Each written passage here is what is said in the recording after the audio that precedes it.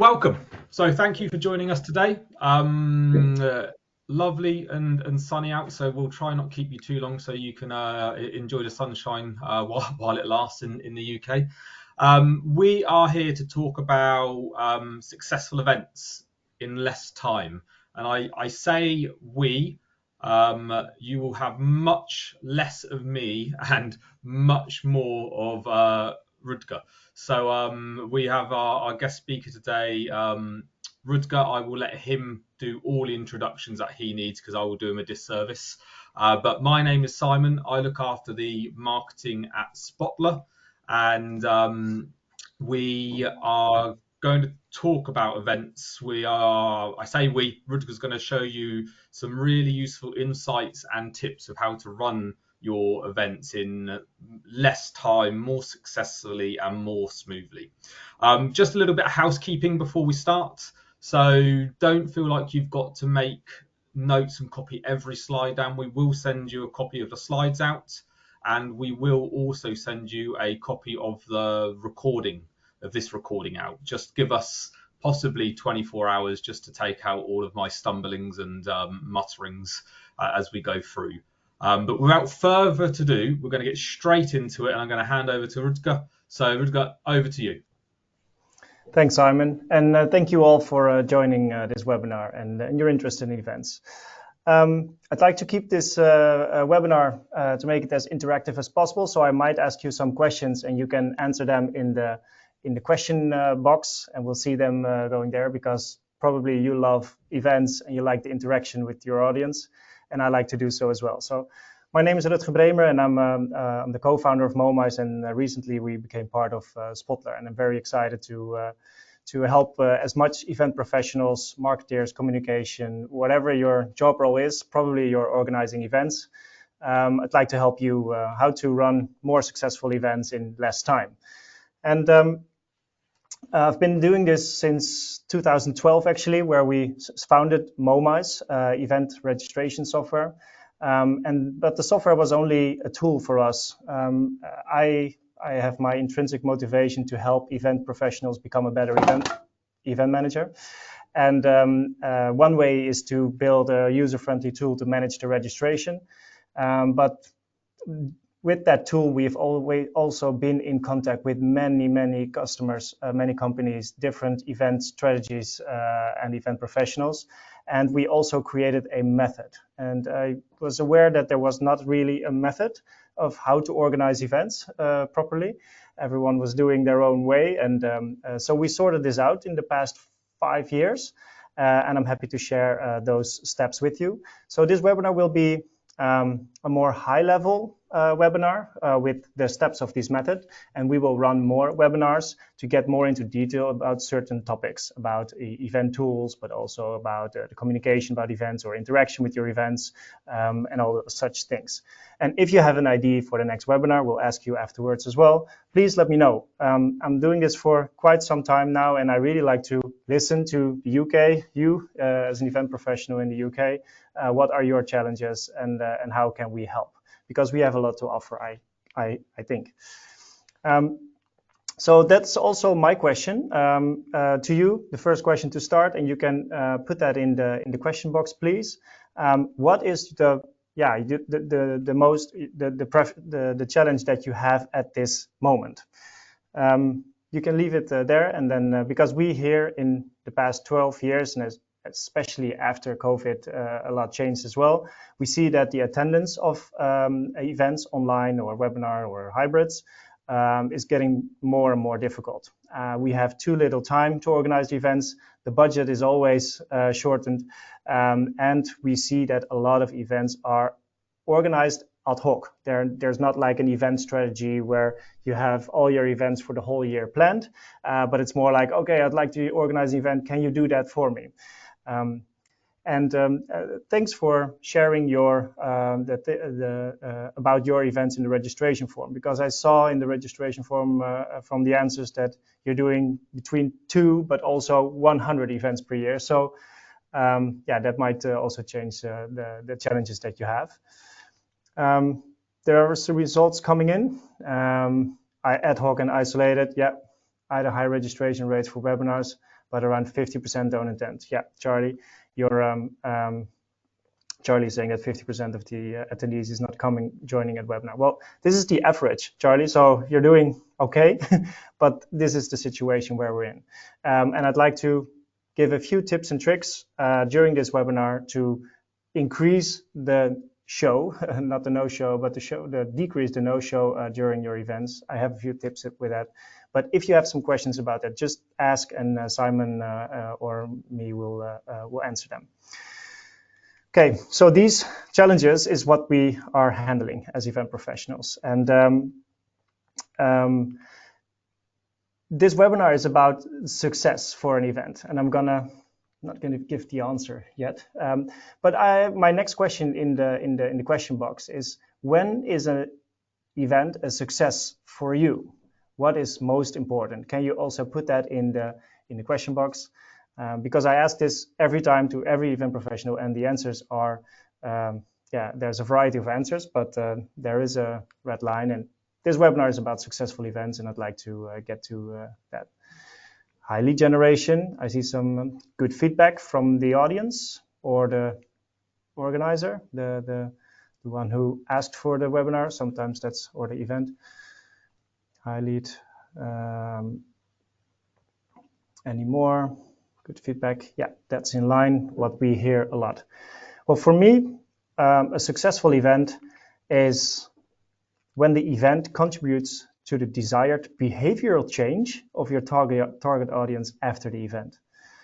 And this sounds maybe a bit weird because we're talking about behavioral change and after the event, but I think this is how I like to change your mindset.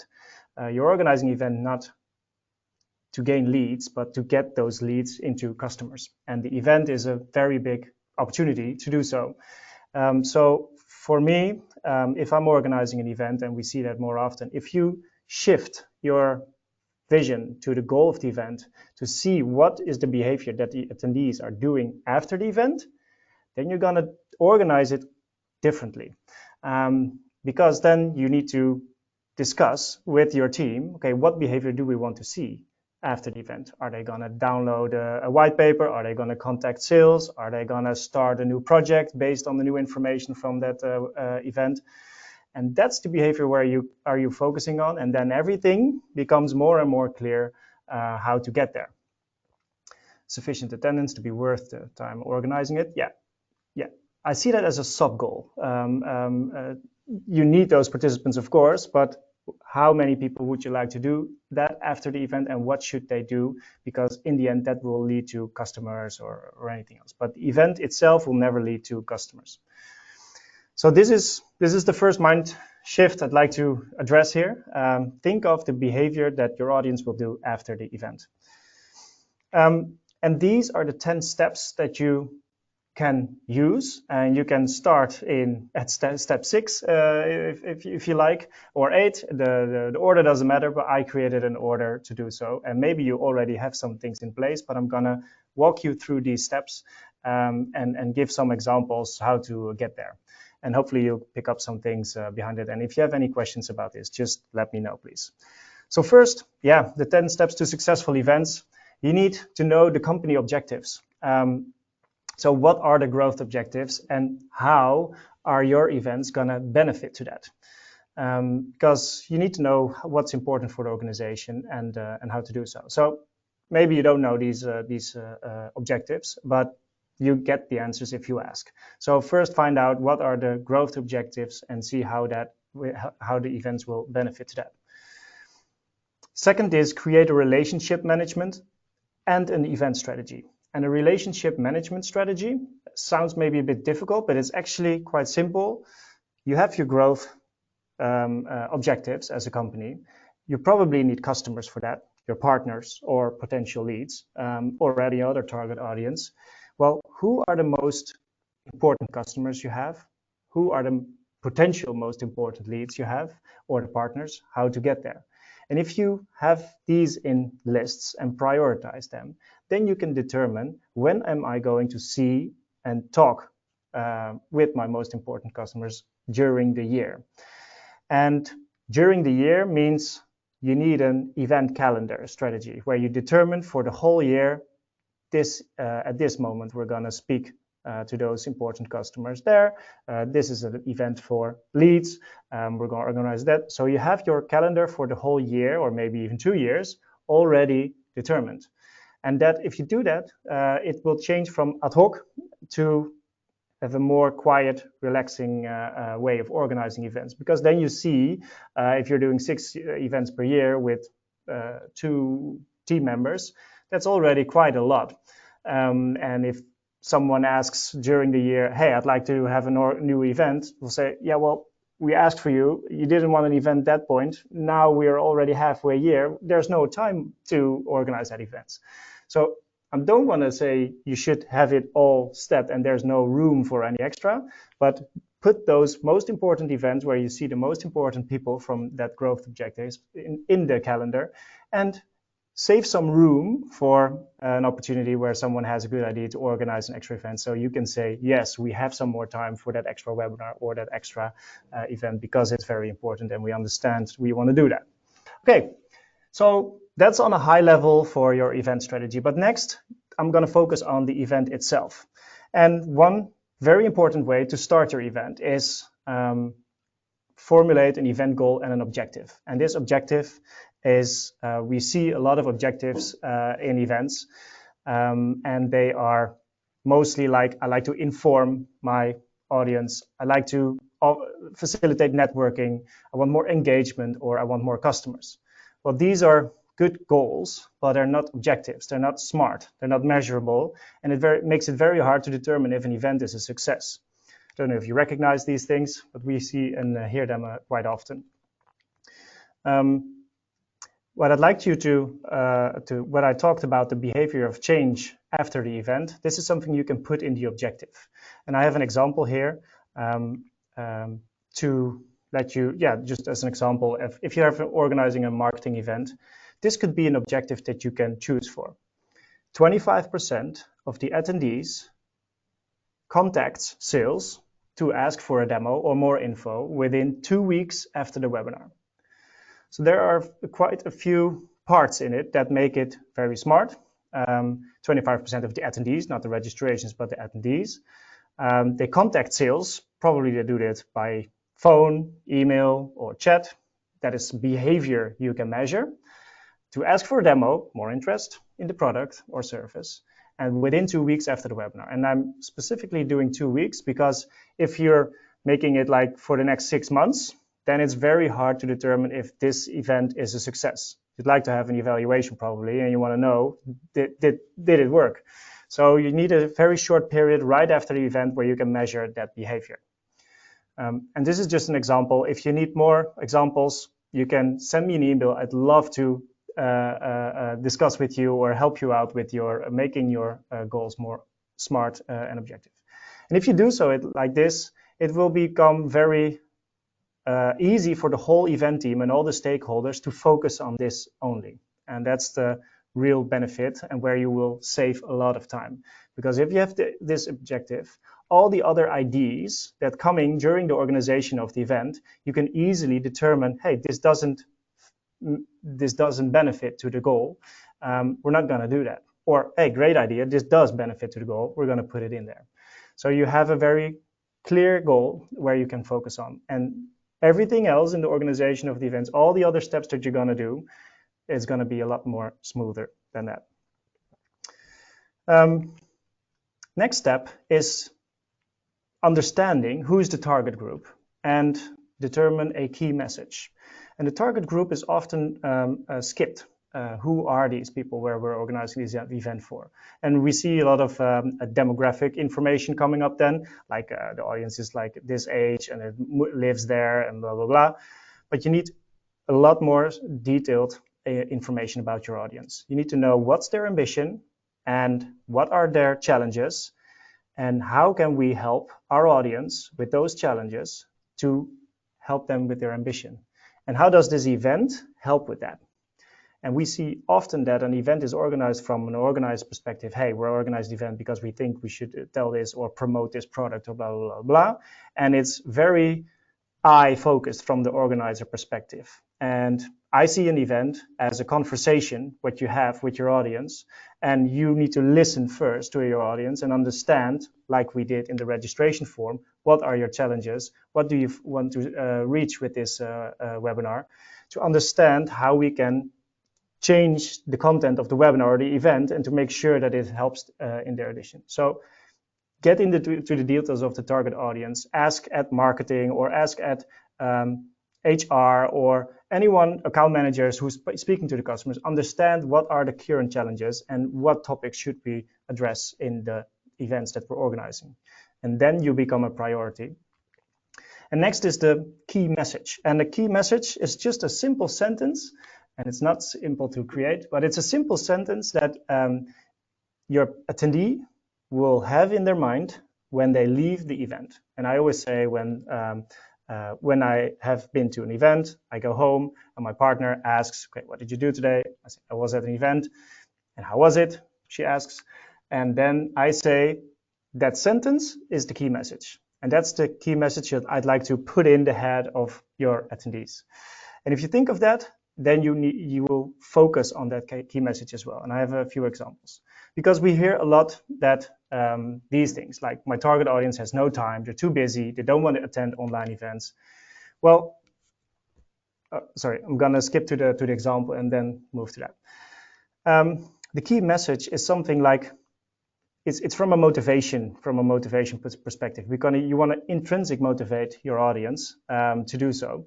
And this is a way to, this is an example of that key message. So if I want to make more impact as a marketeer, I should invest more time in understanding what AI can do for me.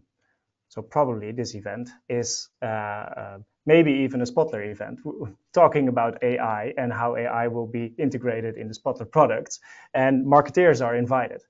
But you see, there's no Spotler in the key message. There's no organizer, because the organizer is facilitating that, and it's created from the attendee perspective itself. If I want to make more impact, and a lot of people want to make more impact, as a marketer, I should invest more time in understanding what AI can do for me. So I should attend this webinar to understand what Spotler has to offer in AI. It's just an example, but this is a way that you can leave all the clutter of all the defragmented information sometimes happens in an event, or mostly, because a lot of extra speakers are coming in, adding different topics, and it's all very confusing for people. And if you put this key message there, and you determine what is the most important message that they should remind, then all the extra speakers in the program, it becomes more and more easy. And you need to do this because if you're not doing this the right way, then people will not register or will not show up, because we see often that people say, my target audience has no time, they're too busy, they don't want to attend online or in-person events. Well, if they say they don't have time, they're actually saying this event is not important enough for me. And that's determining on the topic that you're offering. So if that topic is not that important for them, they will not register. So if you understand your audience better and better and better, know exactly what their challenges are, and determine a topic that really fits their ambition, then you will see that the registrations and also the show will improve.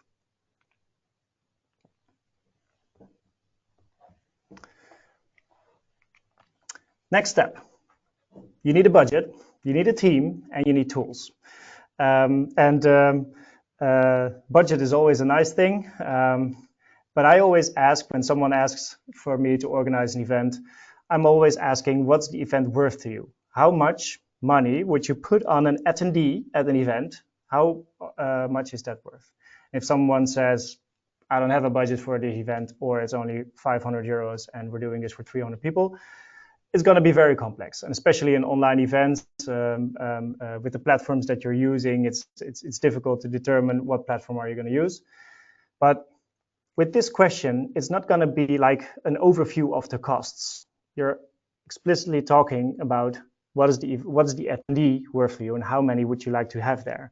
Because if you see that the registrations are not as good as you hoped for, and you determine your budget, it's a good discussion to do before the event actually happens. Hey, the registrations are down.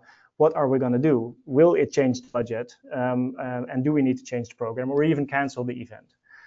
But with this question, you understand from the one who is asking you to organize the event, if you're not determining it yourself, how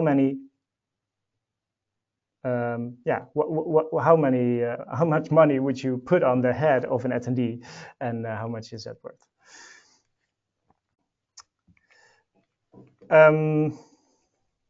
And the team is something I'm going to address later. The tools is something I will also address later in the webinar, because you as an event professional, even if you're not a full-time professional, event manager, you need tools to manage your events. And Outlook and Excel are not the tools to do so. There is event software. And also marketing automation software is not, it does for one part the trick, but you need more specific tools for your events. And that's why also Momice became part of Spotler, because Spotler has a lot of great marketing tools to offer and communication tools, but specifically event software, that is something that will help you out and save a lot of time. But we're going to talk about event software later. So next step is the format or the concept. And what we see often is when an event has been created from the idea, okay, let's organize an event, we jump to the format and concept. Oh, I really have a nice concept. We can do this and we can that and blah, blah, blah. And you skip those other 3 steps that I had before, determining the objective, the audience, and so the concept can go anywhere. And I know you're probably very creative as organizing an events, but wait for that creativity and use it when you exactly know what the objective of the event is and what the target audience is. And then you can use all your creativity to put that in a nice concept that works for your audience. And if you're doing online events, think of a format and don't be too much creative with that. When you're doing webinars or online events, think of creating TV shows, and there are only just like 3 or 4 formats in TV that are working for online events. So don't be creative in the format, but make sure that you're doing an online event but I have a few tips on that, how to make better online events to do so. But this is only step 6. You need to do those other steps first, because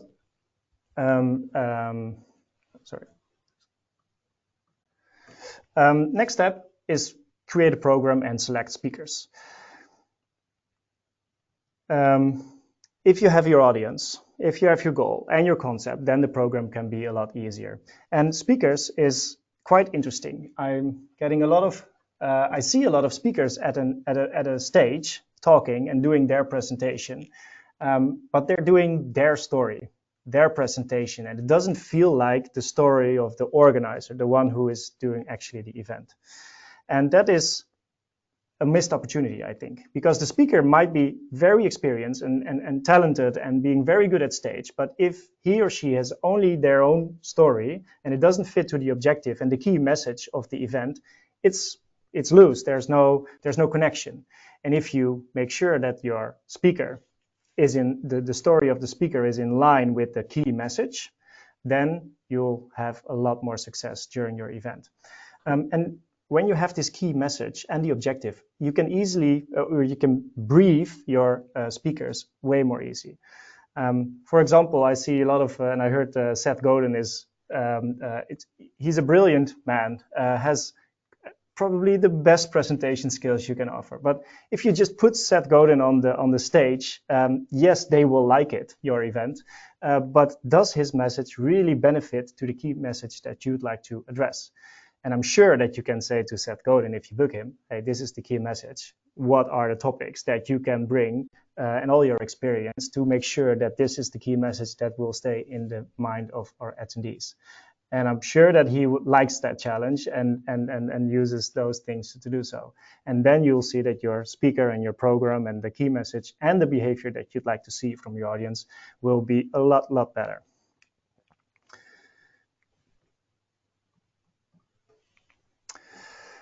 So then you determine if this event will be an in-person event or online or hybrid. And I'm gonna explain how to determine when to do what. For in-person events, it's all about the relationship, building relationships, and facilitate meetings, facilitate connections. And when you're doing so, networking is probably also an important part of the in-person event. Don't let the networking wait till the end of the event, where you put people in the room and say, okay, hey, we have drinks and the networking starts. I believe that as an organizer, you should facilitate those meetings, understand who is coming and who you can connect with. And also from an organized perspective, who do I actually want to see and speak? Those are the first things you need to determine and make sure that it happens in the program, and connect other participants towards each other. And you can use the whole program for that. During sub-sessions, you can determine, oh, these people I would like to have in one sub-session because I think they are a good fit. But also make sure that during the program there are moments where people can meet. And also say if someone comes to the event and says, welcome, I'm very happy to have you at the event. If you'd like me to connect you to a participant, let me know. And that is something, especially when people are coming by themselves at the event. Sometimes they're lonely and they find it very difficult to meet. And this is a very hospitable way of saying, hey, we'll help you out and we'll connect you to those who you'd like to connect with. And for online events, if you have a great message you'd like to share, online events are the best scalable way to do so for a big audience and also from a budget perspective. So choose proven formats. Watch television. We've all learned during COVID what formats do work and don't. Don't be too creative in the formats, but make sure that the speakers are engaging, that there's good light, there's a good mic, there's good interaction tools, because online events can be very boring. If someone is just only speaking, and which reminds me, do you have a question? Let me know in the question box. But make sure that your online events are interactive, or else people will just start emailing on the side. I hope you're not doing that. But you know, it's for online events, they can easily leave. We've already noticed, and so you need to be immediately. You have to put the value immediately in the webinar or online event to make sure that they are engaged. And hybrid events, I'm wondering, can you put also in the have you ever organized a hybrid event, and how did that work for you? Because we noticed in the recent, I've been organizing hybrid events in the past 6 or 7 years, and it's really tough to do so because you need a way larger budget. You're doing an in-person event and an online event in the same time. Just putting a camera in the room doesn't make it hybrid. Yeah, from a very technical perspective, yes, but your online audience will fall asleep immediately. So you need to organize 2 events actually to make it interesting for the people at the venue and also people who are attending online. And sometimes for the online program, it will only take 20 minutes, then there's a break, and then another 20 minutes, and then there's a break. That's okay if people want to join like that. But for the people who are actually at the venue, they have a whole program and drinking, eating, networking, and all those things. So separate those 2 events, create an online event and an in-person event, and that will be a combination of your hybrid event. And this is something it's very challenging to do well. And also, it sounds like a cheap alternative, but it isn't. You have to do it properly, and that takes budget, team, technique, and a lot more than a normal online or in-person event needs. I see Joanna is saying we sometimes record an in-person and then do an online event of the recording. Yeah, that's a way, and you probably edit it as well to make it. That's a good way to do so. Yeah, great idea.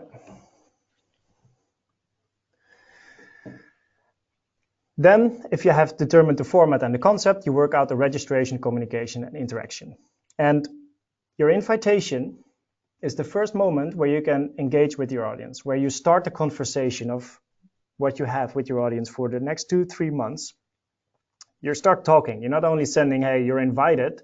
No, it needs to look beautiful, those emails. They need to look personal, because how many emails do you receive in your inbox? 60 per day? That's your competition. So you need to stand out there.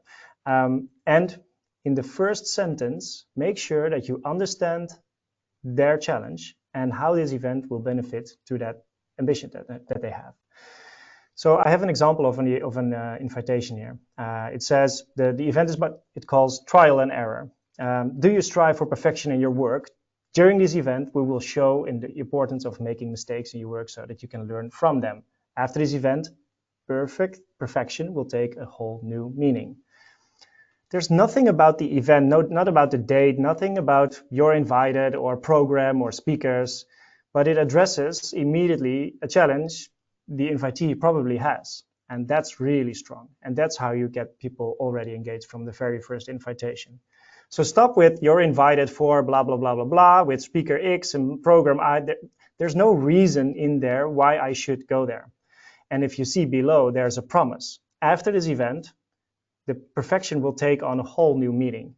So that's your promise that you're making towards your audience. And that is something, a bold thing to do, but you did your target audience analysis well, so you're able to do so. And this shows, if I see an invitation like this, I'm like, okay, I really want to go there. It's very clear what I'm going to get there. The date and the program, of course, it will be below the CTA. But it's very clear that if I'm having this challenge and I'm interested, I want to go to this event. If I'm not doing anything with perfection, I'm not a perfectionist, then I don't want to go to event. Very clear what I should do. And make sure after the invitation, stay top of mind. Send 2-3 reminders at least. That's okay, because those 60 inboxes, people might have not seen it or haven't decided yet. 2-3 reminders, and use different approaches for those reminders. Like a different approach, not the same invitation and put a reminder above it. No, try a different approach about the topic. What maybe another approach might trigger them and say, okay, now you got me. Now I want to go to your event. So use that and experiment with that. And send updates about the event to stay remind, hey, then is the event. This is going to happen. We have new speakers to announce. We have a new program. There's a workshop, very interesting. We have all other stuff, surprisingly, that's going to happen. So people are getting more and more engaged, enthusiastic about your event, because they will forget. If they signed up 2 months ago, they just forget what the event was all about. So make sure you're in their inbox. And I often get that people say, yeah, we miss engagement, or I'd like to get more engagement. But if you look back to what they did to make the audience engage, they never started to involve the audience with that. So I say engagement starts with being involved. And being involved is also, as what I said, I see an event as a conversation with your audience, 2-3 months. And it's like asking, listening, and giving also information about the event. And if you do that from the very, very much beginning, like we did in the invitation and the registration process, we ask what are you looking for, how many events are you doing, you already feel like, okay, I'm participating in this event. And if you make the event interactive, then it will become more like a conversation, and your audience will understand that it's not like I am giving you all this information and you should listen and you should click on the call to action button later. No, it's like, hey, we're doing this for you. We're doing this together with you. We have some experience. You have your experiences. Hey, let's find out how we get things solved. So make it interactive during an event, and make sure that your presenters, your speakers, that they use, even if they have a standard presentation, hopefully not, but make sure that they're doing chat, polls, Q&As for in-person events as well. Don't let your audience fall asleep. And not only for the engagement part, but also you get more results, or you get more feedback from how your audience is thinking about certain topics. And that is very interesting information for your next event, or your next white paper, or your next marketing activity, topics, subjects, whatever you like to do. So ask, and give, and share, and then your audience will be more and more engaged. Next step is think like a director and create a script for online events, but also in-person events. Script, write everything down, everything that's going to happen during the day. with time codes, interaction moments, videos with time codes, leaders and bumpers, speakers with titles, even for the smallest webinars. Do it. Don't let the creativity or the things can happen. You have a script. Everyone follows the script, and make sure it's in there. And this is just an example of putting all the slides also in the script. Make sure that everyone understands in the whole organization of the team what is going to present when and what's going to happen when, so everyone is prepared. And take the time for improvements. Even for smaller webinars, rehearse, at least a few days before the event so you can improve, but do it 1, 2, 3 times, and you'll notice that your online and in-person events will get better. And of course, on in-person events, it's more difficult to prepare, but also if you haven't seen a speaker presenting, let them present before you quite some while before the event. Sorry, I'm Dutch. My English is not always that. But make sure that that you exactly know what the speaker is going to say, so you can adjust to, and don't be surprised at the event. I have seen it so many times that the organization was not happy about what the speaker was presenting, and I said, well, did you ask her or him to do the presentation to make sure? And then they often say no. So force them to rehearse, even if they're busy. That's whole part of the job. If you want to be at that stage, and probably you're paying money for that, I want you to rehearse, and I want to see what you're presenting. Be in control. I know you like it as an event professional. And then the next step is evaluate and integrate your findings. Evaluate, very important. I hear a lot that sometimes it's just too busy. People are too busy to evaluate, but then you can't improve your next events. So make sure that you will evaluate. And evaluation is becoming more and more easy when you have a very clear objective, what you determined, and you have the data points to see how the event actually succeeded or how it went. And the data points in an event is how many people did we invite, how many did register, how many did show up, what workshops did they attend. You can also, with the check-in app, for example, in an in-person event, you can easily measure this. What topics did they find interesting? What was the interaction that they gave? What questions that they had about the topic? What answers did they fill in the survey? All those data points, if you bring that all together, you'll see if the event was a success or not. And then your evaluation is becoming very logic that everyone does it, because you determined together with each other what the objective of the event was. So put those event results in a report, the registration details, the communication, interaction survey, everything all together in a report, so everyone understands how much was this event a success or not. I see some questions coming in. Simon, is it okay if I do so? If I go to look? Yeah. Would you suggest sending a reminder about the upcoming online event? Simon, can you read the whole question? I can't see the whole question. No, would you suggest sending a reminder about upcoming online event once a week or every 2 weeks? Oh, okay, yeah. It depends on how much email conversation there's already going. You know, if you're sending like 3 emails already that week, I wouldn't do that. And it depends on when you started. We see for online events, the invitation, if you do it 4 weeks before or 5 weeks before the webinar is, then I would make it the frequency. I would upgrade the frequency, so every week. But if you have more time, 2 months, and especially for in-person events, 2 or 3 months, that is a good idea to do so. Then you can do it every 2 weeks or 3 weeks. Is there another question I saw, Simon? It's kind of the same thing, but what is the ideal time scale in order to plan a successful event? Yeah. Sorry, what was the question? What was the ideal time scale in order to plan a successful event? Time schedule, if it's an in-person event and it's important and you planned it because you have your schedule for the whole year, 6 months up to 4 months before is common. It should be more like this, because you need to determine that objective. That takes mostly sometimes even a week or 2 weeks. And then, but if you're doing a webinar and it's like a repetitive webinar you're doing a lot of times, then it's like 6 weeks is also fine. It also depends on how important is the event, how big is the event, how many people are coming, is this your first event you're organizing? All those things determine the ideal mix, but we see often that it's too short. Someone comes up with an event idea, oh, we should organize an event, and oh, we need to do that next month. Well, then you're way too late.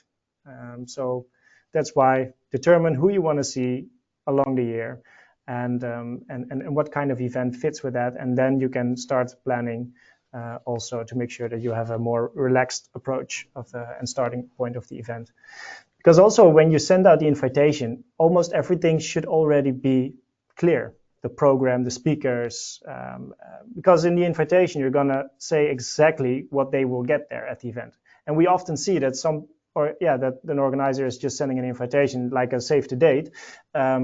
But yeah, you don't have to give any, there's not enough information yet that you can give to your audience. So make sure that your program and the speakers are like for 80-90% already clear. Then you can send out the invitation, and that's why your preparation of the event should be more in advance.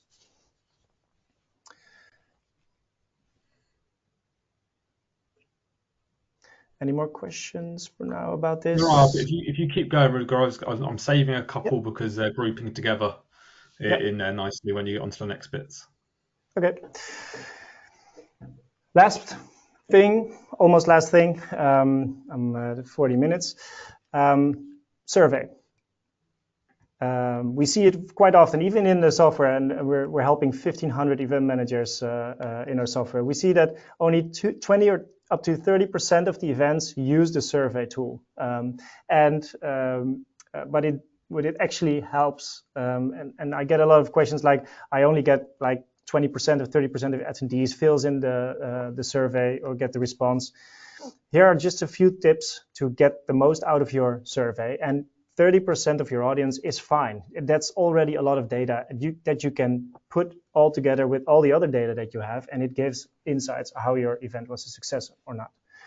But if you're doing a survey, put the key questions at the top, because people drop out sometimes after 2 or 3 questions because the phone rings or they want to grab a cup of coffee, and then you miss the data of that most important question. So most important question, like an NPS question, to what extent would you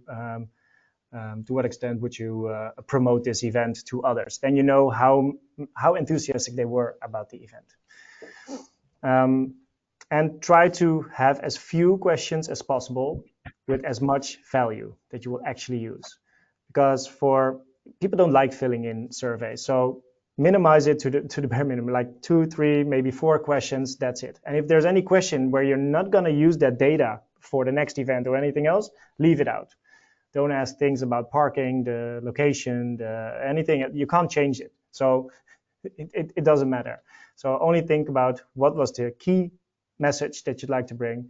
That should be in the survey to understand. And did we do well? You can have a question like, what did you like and what can we improve, in one open question. Then you get a lot of raw data in there. Put it in ChatGPT and it will create a great summary for you. But then you get the highlights and the things that you can improve from a webinar with only one question. So you can easily minimize the number of questions in a survey. Test the objective and the key message, put it in there, and also announce it that you're gonna ask for feedback. And if you started already the invitation and the registration form with interaction, and also during the event you had interaction, it makes sense that you also after the event want to know, hey, how did we do, and how can we help you further? So if you explain and announce it, then people are more willing to do so. We see that often. And also for this webinar, of course, we'd like to understand how did we do. So after this webinar, we're going to send you a survey, and please fill it in. We'd like to learn. And if you combine all those 10 steps, you'll become an event architect. Even if you're not a full-time event manager, or maybe you are, but I'm trying to make the shift for a lot of event professionals to go like start running when someone comes up with an idea, because okay, I want to organize the event and it should be flawless and it should be a nice concept, and hopefully the attendees are very happy. But if you think you are more like an architect and say ask more questions before you actually start running, like when is the event a success, what is the most important goal that you'd like to have, who is the target audience, and how would you like me to have be in the team, and who do we else need that team? And then you become a more architect, where you have your events planned and scheduled and not rushing it all of the time, because organizing events is already a stressful job, we know. So make sure that your events are over the whole year, spread out, so you do have the time and the focus to start your events earlier.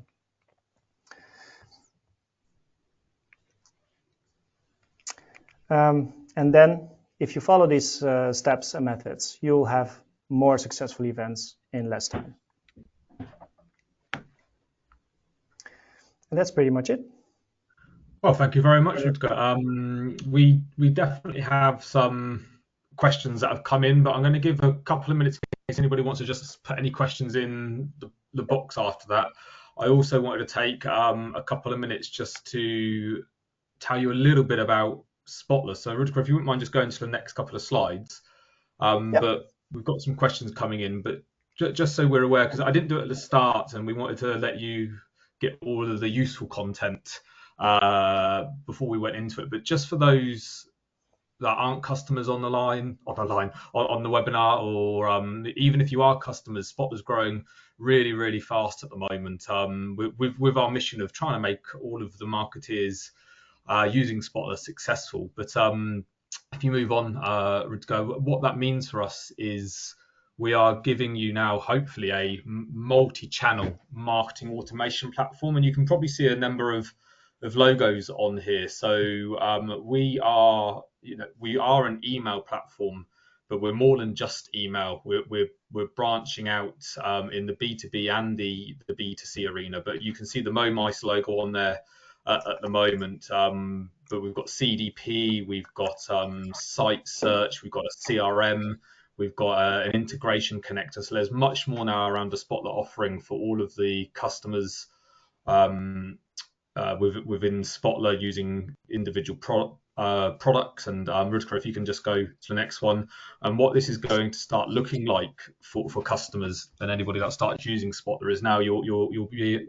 able to have within a single sign-on one area where you can go into those individual products and start to use either the mailing platform, the CRM, the social media, the agent, the AI agent for social chat and publication, activate for online cart abandonment, website personalization. So there's a core offering now, and events and what Rutger's just delivered is now part of that offering. So I wanted to say a big thank you, Rutger, for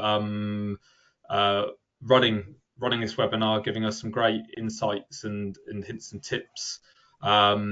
We do have some more questions, so let me get in here, because there's one, we'll get straight to the crux of it. There's one that whether you've got the silver bullet for this, Rutger, I don't know, but James is saying they do many in-person events every month and they have great sign-ups. Sometimes instant sellouts, but no matter how many reminders they send, they always have significant dropouts. Have you got any kind of silver bullets or tips of trying to increase that physical turnout? Yeah, so they are interested. It seems that they're interested in the topic. If they register, they want to stay up to date about the topic.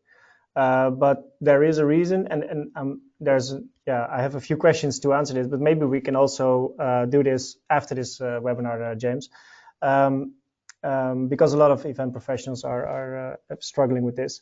So do you have contact with those dropouts? We offer, I always say, get in contact with them, say that you missed them and what was the reason that they didn't show up. If you can call them or send an email, that is the best way to start the conversation. And if they say I was just too busy, or it was traffic was bad and I didn't make it, or then you understand how, if it was the topic or if it was any other reason. Sometimes it's just out of your hands, that they can't show. But if it's regularly you have many dropouts, there's maybe another reason, and that there's only one way to find out, and that's get in contact with them and ask them, hey, we missed you, and should we invite you for the next webinar because you registered, you probably are interested. What was the reason, and how can we help? And that gives a lot better insights in your audience, and then you can improve. So there's no not really one answer for all. It differences with every target audience that you're talking to. So get in contact with them, understand what their thing was and why they didn't show up, and improve. James, I guess not that will help, but I guess it'll be interesting though if it's a paid for event or a free to attend event. Yeah, paid events, you normally see the no-show is like 5 or 10%, and that's maybe mostly people just really can't show up there. Something happened, maybe personally or whatever, or was just too busy at the work. But at free events, free to attend, we see the no-show before Corona, it was like 30% on average in the Dutch market, but now also even now after two years after Corona, it's still 40%. Easily. Yeah, absolutely. And the events that are more popular and that do have no show, they also exist.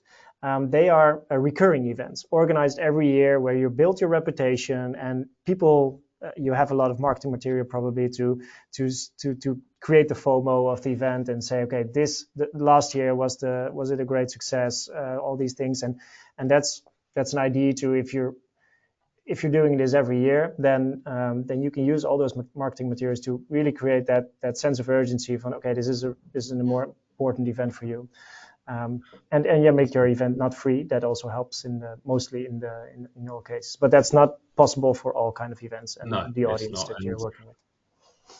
Depending on what you mean by not getting a load of people turn up. I mean, I think sometimes we have to just accept that you're never going to get 100%.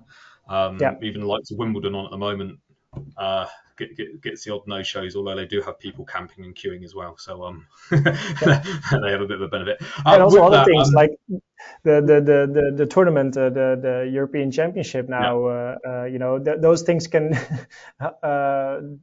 it doesn't help in your event planning if England is going to play at the same time. I'm glad that everybody in the UK, the people that are signed up for this, we had quite a good showing today, even though we've got the general elections on.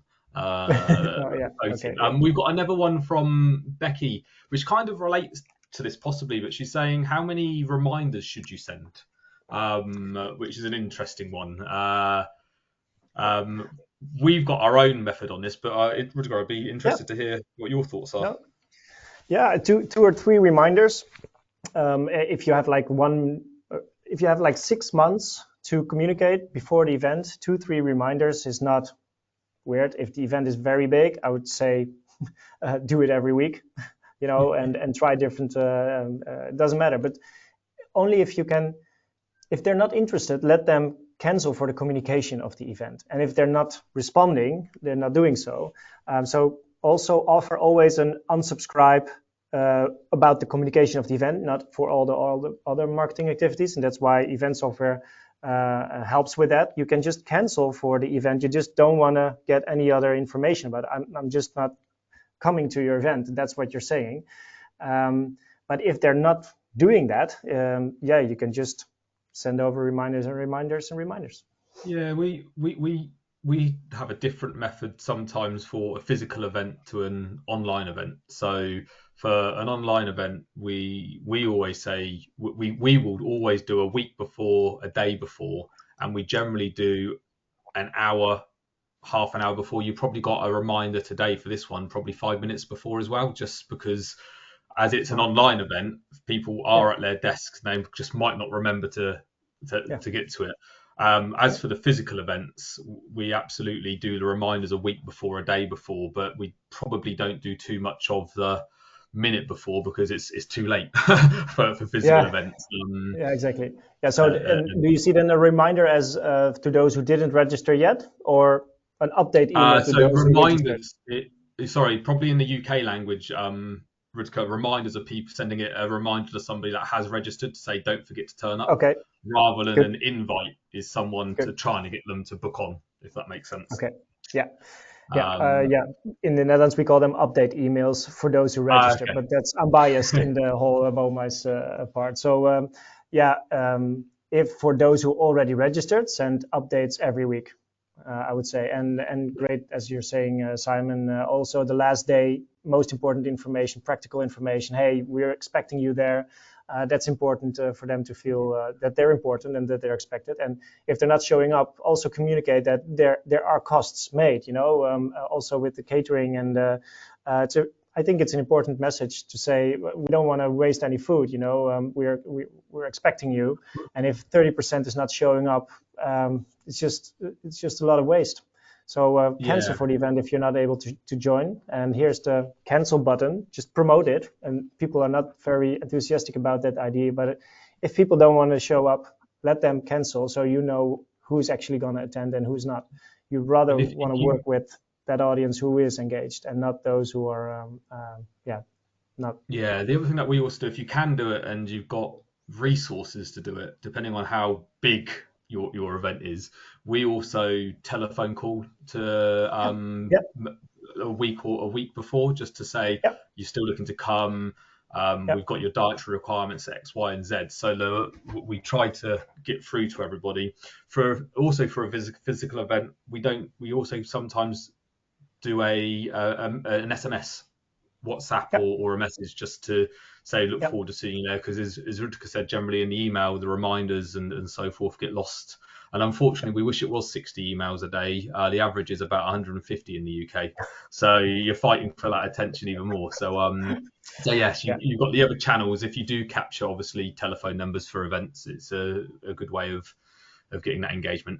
Anna's Yeah. asked, whatever training would you recommend to improve skills in event management? Things they can do personally in their own time.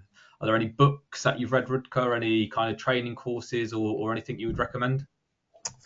Yeah, I know a few training courses but they're not online. They're in the Netherlands. So, but can I follow up on this webinar with that question, because Absolutely. I have a few partners in the UK also that who know where are the better training courses are. So because those who I know are only in Dutch, and you're welcome here, but that's always difficult when you say that you're English. Let Um, me follow up on that, and we can do that with you, right, Simon? Yeah, absolutely. And for a resource in the UK, I mean, generally for marketeers, it's not event specific, but if I'm ever in need of help with anywhere other than Spotler, you've got the Chartered Institute of Marketing, which is a great resource if you're looking for bits and pieces. But I imagine there's also an event institute as well that we can put you in touch with. I think, If you want to Becky, I think start the now, I time. mean, we also have a lot of content to offer on our website, momice.com. So maybe that already helps you a little bit. Absolutely. But let Is me that get is that a back to fine you. balance, Rutger, isn't it? How far do you promote your own?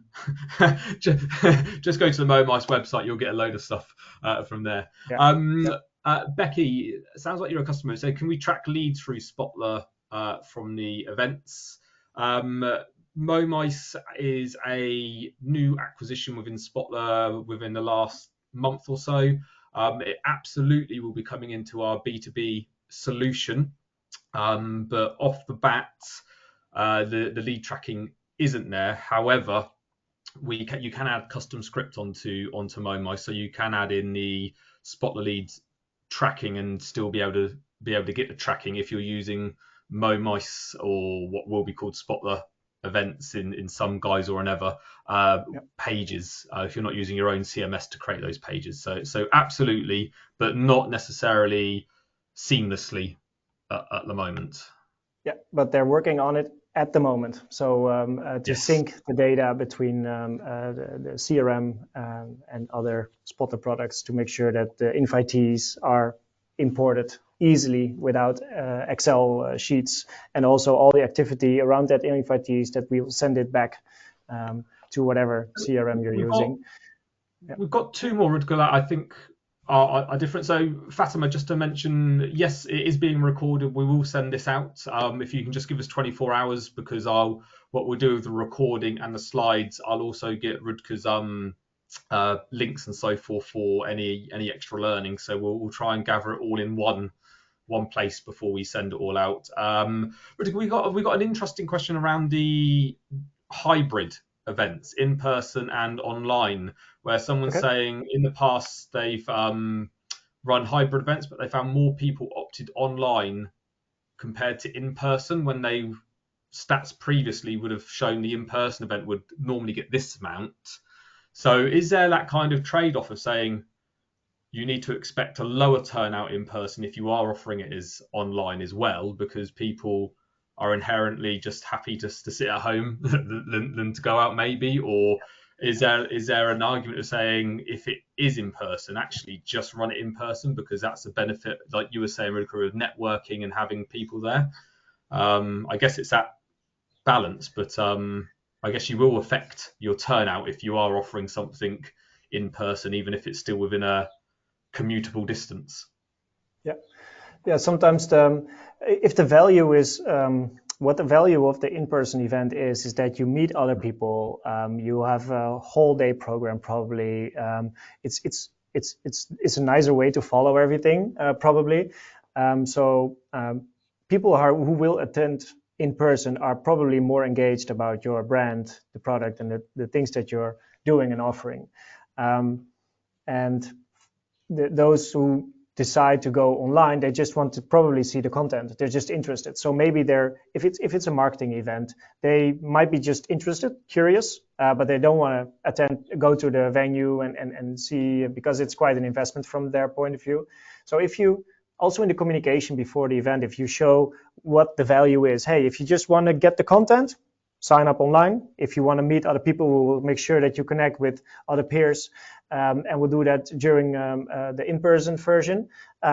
You can sign up for that. So you already, if you communicate already the value and the difference, then they can easily decide what to do so. And it says a lot about your audience. If they just want to attend it online, hey, that's fine. They're just curious, and they're a bit further maybe away of converting into a customer in that case. Does that answer your question? I think it does. I'm going to wrap it up here, because I realise I've kept the majority of you for over an hour now. So thank you very much. Thank you for attending. Thank you for engaging and being present within the webinar. So Rutger, thank you very much for letting us know how to run successful events in less time. Hopefully that will give people some food for thought, either encourage them to do more, make them think they're doing it right, or just crack on with it, basically. Obviously, we would love for you to get a demo if you're interested in the Spotler software, whether it's the event package itself or whether it's Spotlerism marketing automation platform. If you're a customer on the call, please contact your account manager. Or if you just want a general chat about how on earth do we get more people to attend our events, then just give us a call, and we love having a bit of a chat every now and again. So thank you very much. Enjoy the rest of your day, and we will see you on the next one. Thank you. Bye-bye, Rutger. Bye. Thanks, Simon.